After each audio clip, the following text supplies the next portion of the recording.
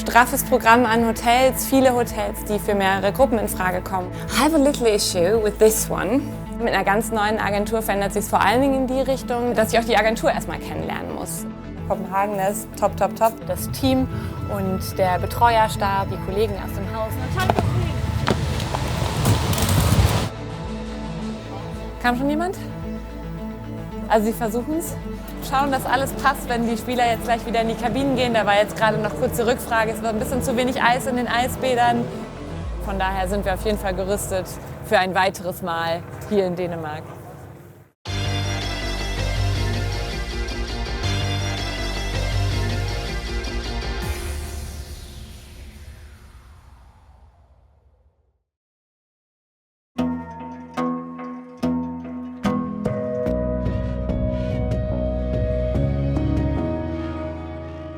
Kopenhagen, leeres Blatt, starten gleich mal sowieso erstmal die Agentur kennenlernen. Wer ist es eigentlich hier vor Ort? Wer kann uns da unterstützen?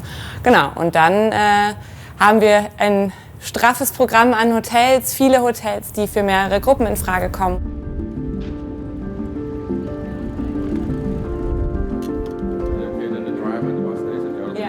Ja, mit einer ganz neuen Agentur verändert sich es vor allen Dingen in die Richtung, dass ich auch die Agentur erstmal kennenlernen muss. Erfahren muss, wie häufig haben die schon mit Sportmannschaften gearbeitet. Eindhoven, they stayed here, but they parked the bus at the other Madison, and then of course I went to the night at the other hotel. And there was this happening that a lot of the fans showed up and shoot the firecrackers in the middle of the night. Oh. It's a big thing in the newspaper. But then it's in the other hotel, yeah. Do that trick again.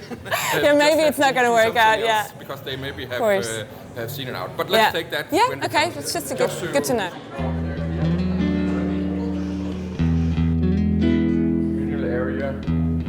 Where you can have the check-in desk straight to the elevators. Vertrauen spielt da eine ganz große Rolle, gerade weil ich ja jetzt die nächsten Wochen nicht hier vor Ort bin, sondern von Dortmund aus arbeiten werde und muss dann quasi darauf vertrauen, dass die Anfragen, die ich an die Agentur schicke, auch entsprechend bearbeitet werden.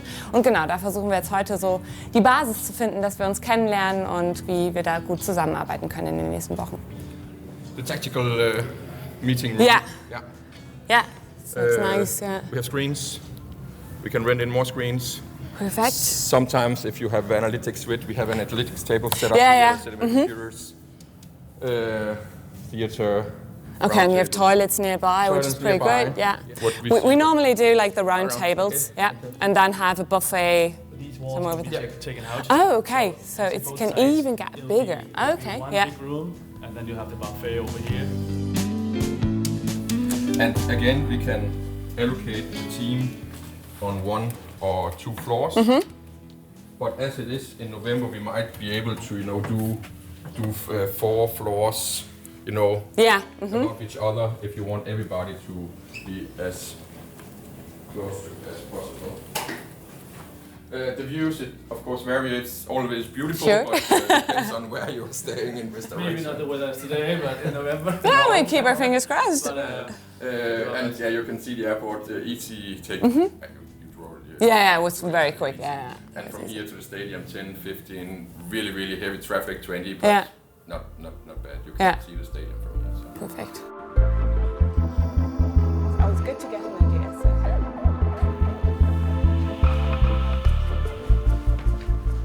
I have a little issue with this one. Is this in every room?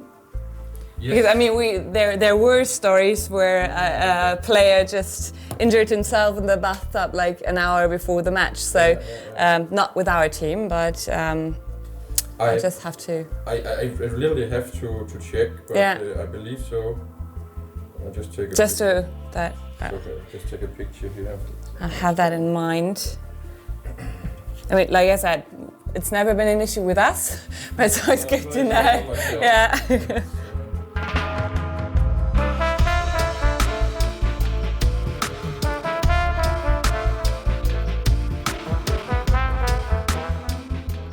Then thank you so much for now. Thank you, and we'll see each other then. Gerade was so die Funktionsräume angeht, was so Dining Area, Meetingräume etc., wie da die Lage ist, ist sehr gut. Es sind ein paar Kleinigkeiten, wo ich nochmal überlegen müsste, ob das hier in dem Hotel passt oder ob wir da vielleicht noch eine bessere Möglichkeit finden. Aber genau, da geht es jetzt tatsächlich ums Vergleichen und wie wir schon gesagt haben, hier geht es jetzt wirklich um die Kleinigkeiten, gerade weil wir es nicht kennen, weil wir auch den Ablauf noch nicht mit einem Team hier in dem Hotel gemacht haben. Aber so im Gesamten auf jeden Fall schon mal ein sehr guter erster Eindruck. Und dann mal schauen, was heute noch so kommt.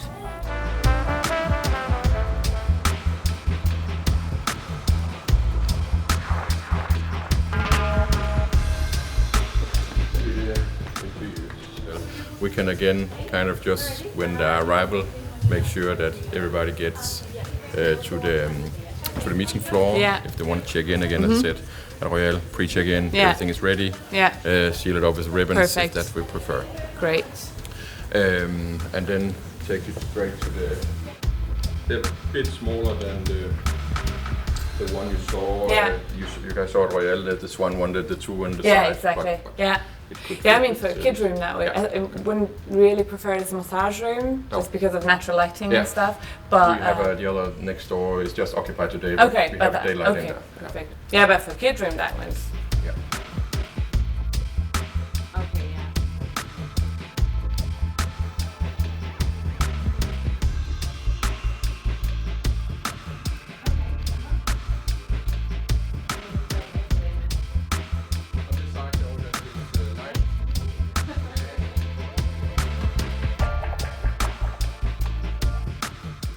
Was der große Vorteil ist, wir haben einen wirklich großen Ballroom, den wir dann auch zu anderen Zwecken nutzen können, gerade weil wir im November hier spielen werden und es im Zweifelsfall sehr kalt und nass sein wird und es dann fürs Training einfach deutlich schwieriger wird, einen vernünftigen Platz zu finden.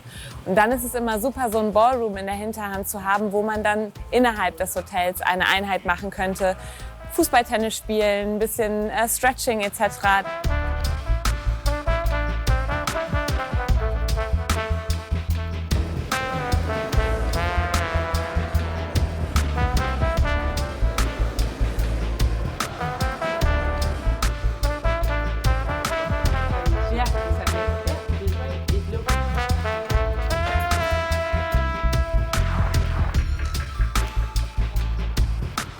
Auch eine Option für ein Teamhotel, sehr erfahren, was Teamhotels angeht, was Sportmannschaften angeht. Allerdings auch wieder ein eher größeres Hotel, was eher weitläufiger ist.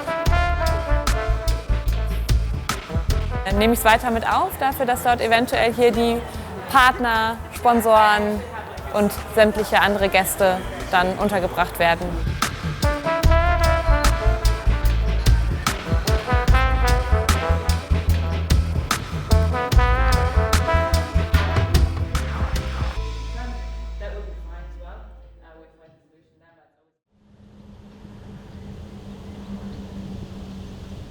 Jetzt schauen wir uns auch noch mal einen Trainingsplatz an. Jetzt schaue ich so ein bisschen, in welchem Zustand der sich jetzt gerade befindet. Wir würden dann halt kurz vorher noch mal schauen, in welchem Zustand er sich dann befindet. Yeah, but it's nice. It's in very good shape. The club size it's the best one they have in the area. Actually, the national team of Portugal, they train here. The Danish teams as well.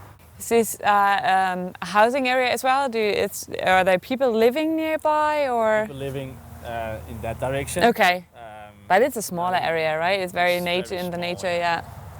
Local city is about 5 minutes that way. And then of course there is town houses. Yeah, of course, yeah. Wir haben normalerweise bei einem Abendspiel, wie es zum Beispiel bei der Champions League ja so ist, dass wir morgens eine kleine Trainingseinheit haben, so eine kleine Anschwitzeinheit. Es ist keine öffentliche Trainingseinheit, also schauen wir sonst schon eher einen Platz, der etwas mehr abgeschieden ist. Jetzt in dem Fall sind wir hier etwas weiter rausgefahren. Wir haben ein paar Wohnungen, Häuser in der Nähe, allerdings nichts, wo wir davon ausgehen, dass plötzlich sehr viele Leute zum Zuschauen dazukommen.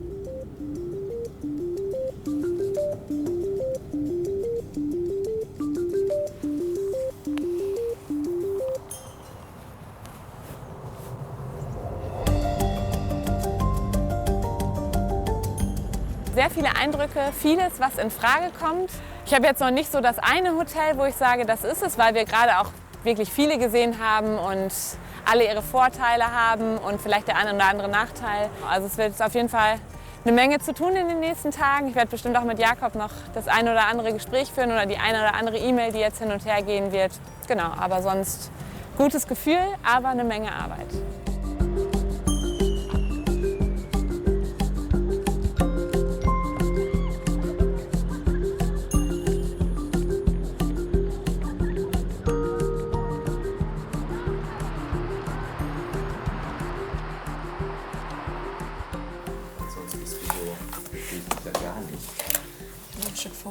Achso, ich kann auch noch ein bisschen so rum, was für dich einfacher ist. Du kannst gerne mal, wenn du möchtest, in den Kopenhagen-Ordner gehen. Also im Endeffekt haben wir 3 Optionen fürs Teamhotel. Ich will mal mit dem Crown Plaza anfangen. Das ist okay. Da sind alle Mannschaften, alle dänischen Mannschaften, also alles, was so auf der Liga von FC Kopenhagen spielt, die sind da. Das ist nett, die haben die Räumlichkeiten auf jeden Fall. Dann das Radisson Royal. Das ist ja auch unser Favorit. Genau, richtig. Also was halt so vom Preislichen her, die sind super. Die haben eine eigene Meeting-Etage, du hältst alles so ein bisschen zusammen. Wie gesagt, einziges Problem in einem der kleinen Meetingräume ist halt an dem Spieltag ein Meeting von 20 Personen, die auch nicht raus können. Genau, richtig. Der Boardroom öffnet halt zu diesem Bereich, an dem alle Räume mittags, das haben wir am Spieltag mittags, wir haben unser Mittagessen. Ne? Genau, richtig. Die sind, glaube ich, um 14:30, 15 Uhr raus. U19 ist fein, denke ich mal. U19, genau, da hatten wir 2 Optionen. Die haben aber super Erfahrung mit, was Mannschaften angeht. Also da mache ich mir gar keine Sorgen. Sind beide top. Ich würde aufs Imperial gehen, einfach weil es noch ein bisschen kleiner ist. Das Radisson Scandinavia könnte sogar beide Mannschaften nehmen. Die haben 600 Zimmer, die sind riesig, haben eine riesige Meeting-Etage. Ist mir aber schon wieder fast zu groß. Also da läuft es zu viel. Einziger Vorteil im Radisson Scandinavia, was sich, glaube ich, etwas ergeben würde, wenn wir auch ins Radisson Royal gehen. Die haben einen riesigen Ballsaal. Im November Trainingsplätze, sieht schwierig aus. Wir haben uns 2, 3 angeguckt, die sind top. Ist nur die Frage, wie die im November aussehen. Aber zum Beispiel in diesem Radisson Scandinavia, wenn du den Ballsaal hast, kannst du da Fußball, Tennis, was weiß ich nicht spielen. Das könntest du im Royal nicht. Aber da es ja dieselbe Kette ist, hätte ich so ein bisschen die Hoffnung, dass sie sagen, ja komm, dann geht ihr zum Anschwitzen darüber. Und die Sponsoren würden in dieses... Das hat halt auch eher so den Wow-Effekt. Also du kommst da rein, das ist eine alte Poststelle, also du hast so quasi wie im U die Gebäude und das ist der Eingangsbereich, der nach oben offen ist, hat halt so ein Glasdach. Genau, ist da schon, also ist schick, modern. Dann haben wir es ja eigentlich. Kopenhagen-Angebot, würde ich sagen, machen wir dann nächste Woche. Ja, genau, richtig. Machen wir jetzt fertig. Ja, genau, hatten wir jetzt auch gesagt, am Donnerstag vielleicht raus, dann bis Mittwoch kann man ja in Manchester buchen. Genau.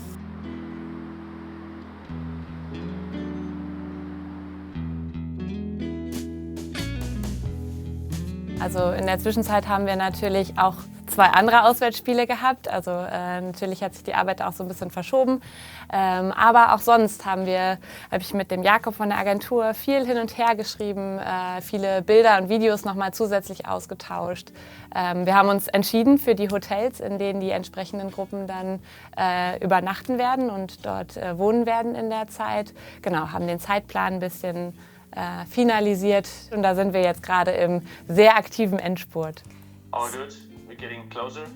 I hope so. At least everything looks fine for now. Let's see what happens within the next few hours, but I think everything's good so far. Wir haben uns bei der Mannschaft für das Radisson Royal entschieden, einfach weil die noch die meiste Erfahrung haben. Da waren jetzt auch einige der Vereine, die jetzt schon in der Gruppenphase die vorherigen Spiele hatten und die auch einfach mit sehr viel Erfahrung glänzen konnten, die einfach wirklich viele Mannschaften da haben, die Räumlichkeiten da hatten, wie sie für uns gepasst haben, dass die auch nah beieinander sind, dass die Wege im Hotel relativ kurz sind. Yeah, I think the best would be to just make a quick run through the schedules basically.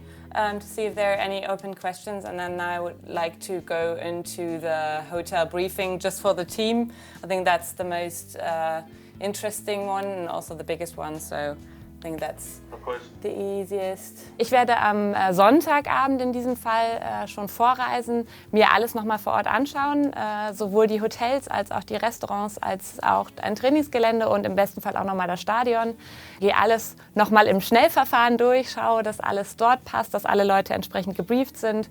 Und meine Kollegen werden dann mit der Gruppe hier aus Dortmund starten, werden dann am Dienstagmorgen am Flughafen alles vorbereiten und dann mit den Mannschaften, aber auch mit den Gästen, Sponsoren, den Medienvertretern gemeinsam nach Kopenhagen fliegen, wo ich sie dann entsprechend dann wieder in Empfang nehmen werde und ab dann gemeinsam mit denen unterwegs bin. Mein Part eher bei der Mannschaft, meine Kollegen sind dann entsprechend bei den Gästen und da sprechen wir uns natürlich viel ab, dass wir immer genau wissen, was beim anderen gerade passiert.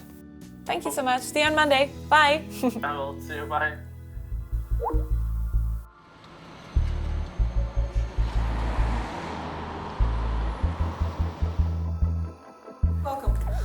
Thank you so much. Yes, we did. I think basically would be great to just make a quick run through the briefing, if there are any open questions, if everything is prepared, or if there is something that we still need to discuss. The team will arrive tomorrow at about 1 o'clock, and I assume all rooms are ready then, so that they can. Basically, we start with lunch, but everyone can go upstairs, bring their stuff up to their own room, and then we'll have lunch then. We want to do like a group check-in, and I think we want to do it here on this area, right? Which entrance use the other teams? This one? This one, Yes, the main one. Because we are thinking about the bicycle drivers. Yeah, we can stop that. We can stop just block the bike. 5 minutes. Cool. 5 minutes you need. Yeah, they're perfect. usually pretty You will have fast. the concierge as well. They'll just help you and block it, and then it's usually not a problem. Just to block it for 5 minutes. Wie die Abläufe sind, ob alles, was wir rübergeschickt haben, alle Briefings, alle Abläufe entsprechend eingearbeitet wurden, ob es irgendwelche Fragen gibt oder irgendwelche Möglichkeiten, wo Probleme auftreten könnten. Da sind wir jetzt erstmal so weit fein, die sind sehr gut vorbereitet, haben erst vor kurzem auch einige große Mannschaften hier gehabt. Nachher kommt dann der Mannschaftsbus mit dem Gepäck und schauen dann, dass soweit alles vorbereitet ist, dass wir dann unsere Sachen quasi ausbreiten können und uns soweit klar für die Ankunft der Mannschaft machen können.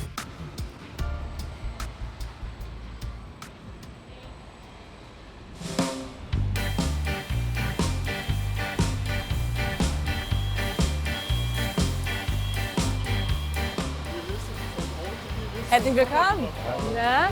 Jetzt geht es einfach darum, den Bus so schnell wie möglich leer zu machen mit den Sachen, die wir hier im Hotel benötigen. Sprich, was die Physiotherapeuten hier im Hotel brauchen, was in dem Kidsroom verbracht werden sollte, was im Speiseraum bleibt. Und da gehen wir jetzt einfach, dass wir den schnell leer machen und dann einmal kurz sagen, wie hier die Wege gehen. Und dann macht jeder so seinen Bereich.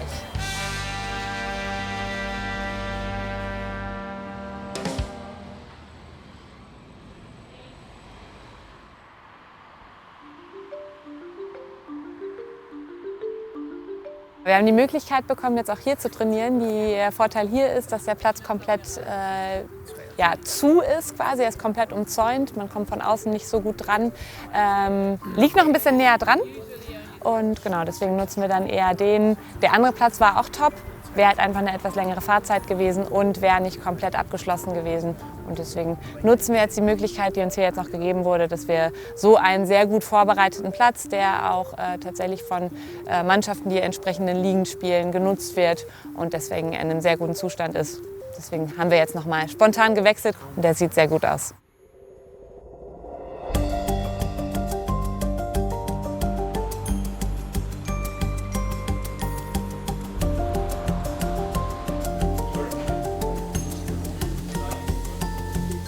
Left side of the chefing dishes, right? Yeah, exactly. And on the other table there's a bread and fruits. Ja, ich denke, das ist richtig. Yeah. Otherwise I have my. Ja, tak. Ja, tak.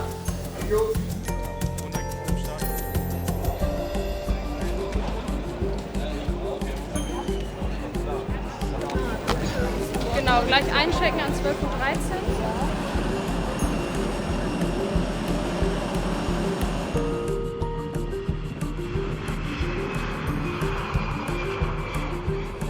Ja, wir machen uns jetzt gerade auf den Weg zum Flughafen, um die Mannschaft abzuholen. Jacob? I need the limousines in the front. Hier ist jetzt gerade spannend, dass wir die Fahrzeuge entsprechend so stehen haben, wie die Leute auch aus dem Flieger steigen, damit die auch schnellstmöglich wieder abfahren können.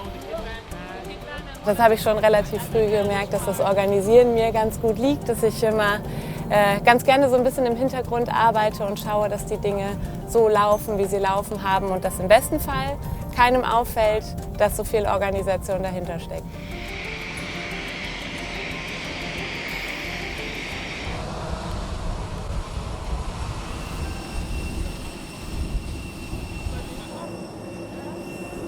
Ihr fahrt jetzt auch mit dem Bus komplett mit.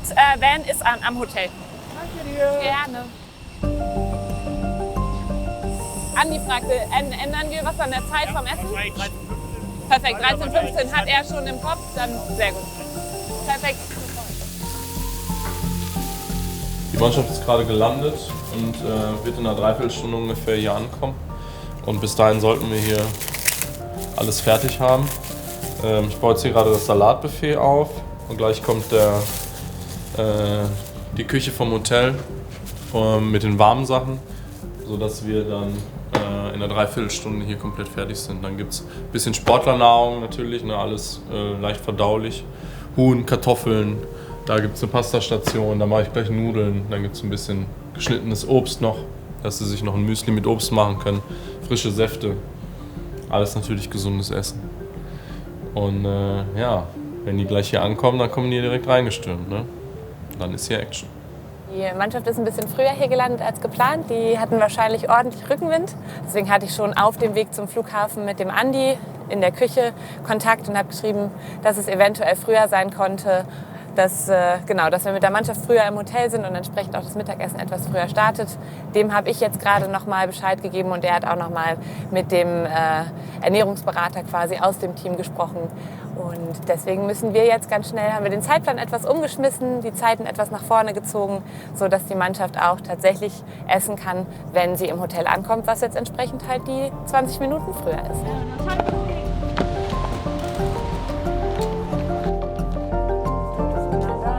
Sind wir noch gerade du bist... Nee, warte.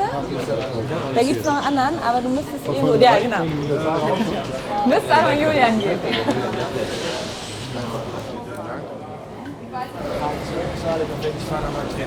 46, ja, habe ich dir im Plan, ja. I'm so happy to be here. Yeah. Thank you so much. I have one challenge for you. Hast du was? For them, that would be great if you had that. Perfect, thank you.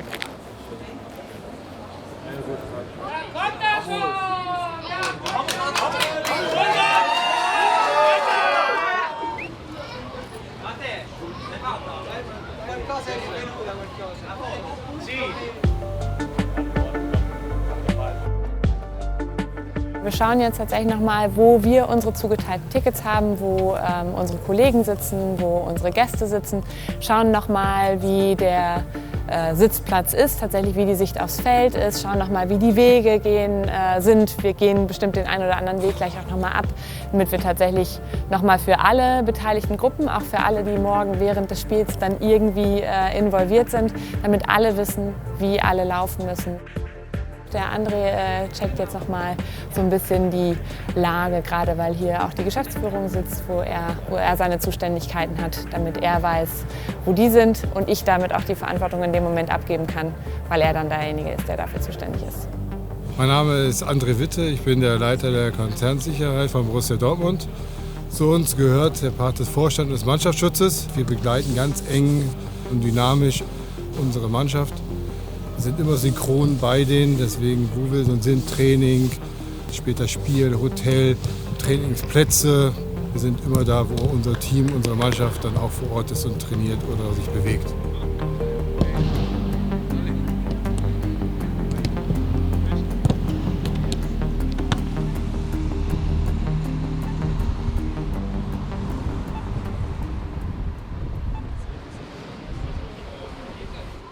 Jetzt starten wir mit der Abfahrt zum Anschwitzen heute Morgen am Spieltag. Und da schaue ich jetzt gerade, ob da alles passt, dass wir genug Fahrzeuge haben, ob eventuell noch was fehlt, ob ich noch schnell einspringen kann, falls Materialien fehlen oder Ähnliches. Genau, aber hier schaue ich jetzt vor allen Dingen erstmal zu, dass keine fragenden Gesichter übrig bleiben und die Jungs schnell losfahren können. Draußen haben wir ein paar Fans da, die Fotos machen und da gucken wir, dass die Fahrzeuge jetzt gleich schnell rausfahren können und sich auf zum Training machen können.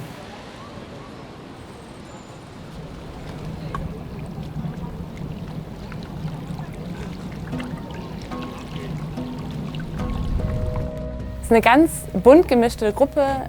Wir haben Leute dabei, die das schon seit vielen Jahren, mittlerweile schon Jahrzehnten dabei sind, die das Team zu jedem Auswärtsspiel begleiten. Dann sind viele Leute dabei, die über die verschiedenen Partnerschaften, weil es vertraglich zugesichert ist, mitkommen. Und ja, dann dazu kommen noch eine ganz große Gruppe an Familienmitgliedern, von Spielern, vom direkten BVB-Umfeld, die dabei sind. Am Ende haben wir dann hier jetzt eine Gruppe von etwa 100 Personen dabei. Das ist manchmal größer, manchmal kleiner, die Truppe.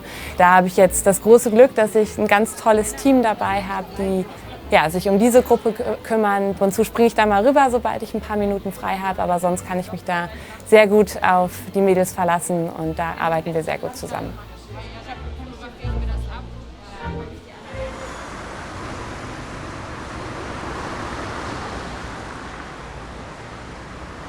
Wir sind hier schon fertig zur Abfahrt von der Mannschaft. Die Mannschaft hat jetzt gerade oben noch ein Meeting im Meetingraum, so die letzte Abschlussbesprechung, sich einmal heiß machen fürs Spiel und dann geht es hier gleich los. Entsprechend haben wir schon alles abgesperrt, damit die Mannschaft direkt, wenn sie von oben runterkommen, direkt durchschießen können in den Mannschaftsbus. Und genau, dann starten wir mit dem Mannschaftsbus und noch ein paar anderen Fahrzeugen mit Kollegen, die dann auch mitfahren werden. Und dann gemeinsam geht es dann von hier aus los. Es ist tatsächlich so, dass für ein Champions League spielt ja die UEFA das entsprechende Stadion übernimmt. Und da gibt es natürlich ganz klare Regelungen, wer sich in welchem Bereich aufhalten darf. Und da haben alle, die wirklich offiziell irgendwo eine Aufgabe haben eine Akkreditierung dabei. Selbst die Spieler werden jetzt bei der Einfahrt ins Stadion eine Akkreditierung um den Hals haben, solange bis sie in der Kabine sind. Und genau, da habe ich mich vorhin einmal mit dem Teammanager zusammengesetzt. Und jetzt verteile ich noch die allerletzten, bevor es dann gleich losgeht, damit alle ihre entsprechende Berechtigung haben, gleich ins Stadion zu fahren.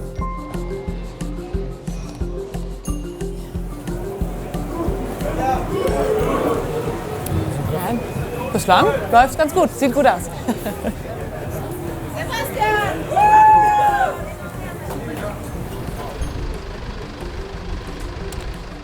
Jetzt auf dem Weg ins Stadion ist tatsächlich ganz spannend, weil ich ja gar nicht genau weiß, wie es jetzt am Stadion aussieht. Es ist auf jeden Fall einiges los, viel Ungeklärtes, einfach weil es heute definitiv anders aussehen wird als gestern beim Abschlusstraining, wo wir ja ganz entspannt da alleine vorfahren konnten.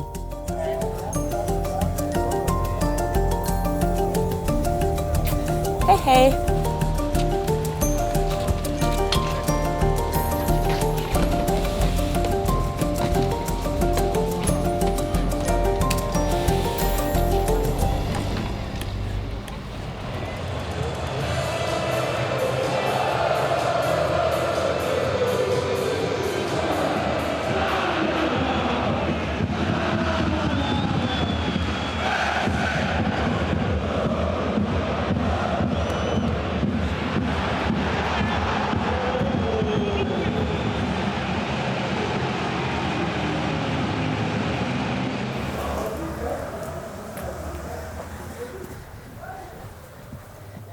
Kam schon jemand?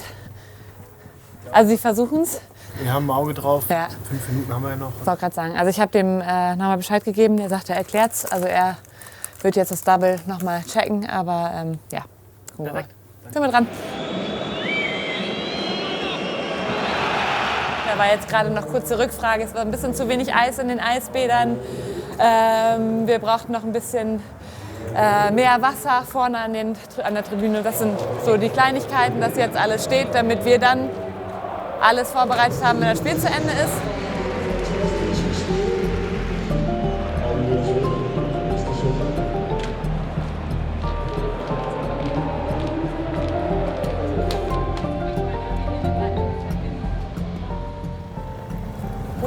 Oh, TV. No, not TV. A van. Yeah, Daniel. Daniel's there. Then you go with Daniel. Yeah. Okay. Then you can go. Also? Genau. Gehst du mit den Jungs. Heute echt vieles sehr gut geklappt, gerade von den Absprachen. Es war alles sehr nah beieinander. Es ist uns keiner verloren gegangen, keiner, der seinen Platz nicht gefunden hat, keiner, der seinen Ein- oder Ausgang nicht gefunden hat. Von daher, hier hat alles sehr gut funktioniert. Wir konnten sehr gut mit dem Verein hier vor Ort und auch der UEFA zusammenarbeiten. Also da muss man sagen, von unserer Seite ein durchaus erfolgreiches Spiel. Kopenhagen als Stadt hat uns sehr gut gefallen. Gerade die Leute, die heute die Zeit hatten, noch mal ein bisschen sich die Stadt anzuschauen, ob jetzt bei der Stadtrundfahrt oder vielleicht auf eigene Faust, haben es sehr genossen. Und auch mit der Agentur, mit Jakob zusammen, das hat super funktioniert. Da haben wir uns sehr gut kennengelernt und von daher sind wir auf jeden Fall gerüstet für ein weiteres Mal hier in Dänemark.